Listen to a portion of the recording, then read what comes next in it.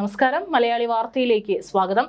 India കൂടുതൽ Rafale യുദ്ധവിമാനങ്ങൾ വാങ്ങുന്നു. ചൈനയിൽ നിന്നും പാകിസ്ഥാനിൽ നിന്നുമുള്ള ഭീഷണികൾ നേരിടുന്നതിനാണ് 114 റാഫേൽ വിമാനങ്ങൾ വാങ്ങാനുള്ള തീരുമാനത്തിൽ എത്തിയതെന്നാണ് report. Multi role fighter aircraft പ്രകാരം വാങ്ങുന്ന വിമാനങ്ങളിൽ 18 എണ്ണം ഒഴികെ ബാക്കിയെല്ലാം ഇന്ത്യയിൽ തന്നെയാകും നിർമ്മിക്കുക. ഇതിൽ 60% തദ്ദേശീയമായി നിർമ്മിച്ച ഘടകങ്ങളാകും ഉപയോഗിക്കുക എന്ന് റിപ്പോർട്ട് സൂചിപ്പിക്കുന്നു. പഴയ പടക്കുതിരകളായ MiG-21 വിമാനങ്ങൾ പൂർണ്ണമായി ഒഴിവാക്കാൻ നേരത്തെ തീരുമാനിച്ചിരുന്നു. ഇതിലൂടെ വ്യോമസേനയുടെ കരുത്ത് ചോരുന്നത് തടയാനാണ് റാഫേൽ വിമാനങ്ങൾ ഇന്ത്യ വാങ്ങുന്നത്. സ്റ്റെൽത്ത് വിമാനമായ MSCക്ക് വേണ്ടി ഇന്ത്യയും ഫ്രാൻസും സംയുക്തമായി യുദ്ധവിമാന എഞ്ചിൻ വികസിപ്പിക്കാനുള്ള കരാറും അണിയറയിൽ തയ്യാറായി കഴിഞ്ഞു. ഏതാനും ചില അനുമതികൾ മാത്രം മതി അതിന്. ഓപ്പറേഷൻ സിന്ദൂറിൽ ഇന്ത്യയുടെ കുന്തമുനകളായിരുന്നു റാഫേൽ യുദ്ധവിമാനങ്ങൾ. കനത്ത പ്രഹരമാണ് ഇവ പാകിസ്ഥാന് നൽകിയത്.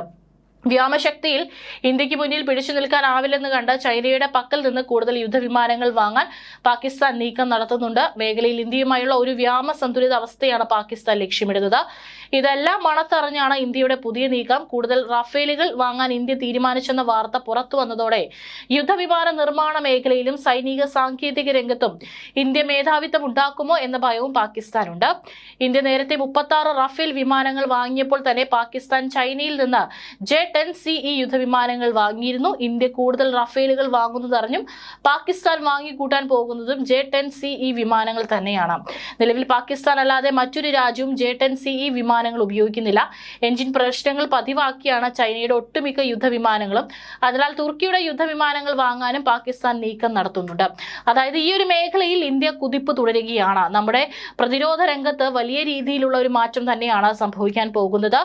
ഇപ്പോഴുള്ളതും അത് തന്നെയാണ്. വളരെ തദ്ദേശീയമായി നിർമ്മിച്ചിട്ടുള്ള വളരെ സാങ്കേതിക മികവുകളിൽ മുന്നിട്ട് നിൽക്കുന്ന പല ആയുധങ്ങളും ഉപകരണങ്ങളുമാണ് നമ്മൾ ഉപയോഗിക്കുന്നത്.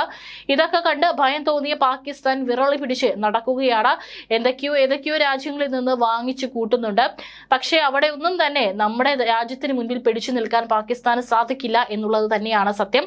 ഏതെങ്കിലും തരത്തിലുള്ള ഒരു പ്രകോപനം ഉണ്ടായിക്കഴിഞ്ഞാൽ ഏത് നിമിഷം വേണമെങ്കിലും തിരിച്ചടിക്കാനും നമ്മുടെ ഭാരതം തയ്യാറാണ്. പാകിസ്ഥാൻ പല കുത്തിത്തിരിപ്പുകളുമായി വന്നു കഴിഞ്ഞാൽ അതിനുള്ള മറുപടിയൊക്കെ തന്നെ ചുട്ട മറുപടി ഇന്ത്യ നൽകുമെന്നുള്ള മുന്നറിയിപ്പും ഇതിനോടകം പലപ്പോഴും നമ്മുടെ ഭാരതം നൽകി കഴിഞ്ഞിട്ടുണ്ട്.